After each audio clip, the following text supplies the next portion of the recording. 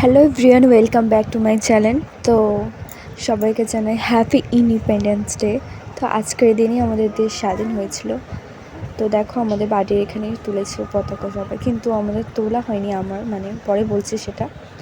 তারপর সকালবেলা দেখো এখানে মাছ ফুটে এসেছিলো বা মাছ কম ছিল, সিলভার কাপ, চিংড়ি মাছ, একটা কী মাছ ছিল তো ওটা নেয়নি, তো চিংড়ি মাছ আর এই মাছটা কিনেছিলো। তো সকালে চিকেন চাউমিন ব্রেকফাস্ট করে এই মেয়েকে নিয়ে বেরিয়েছি, ডক্টর দেখাতে যাব। তো মা আর আমি এই দেখো তো বেরিয়ে পড়েছি।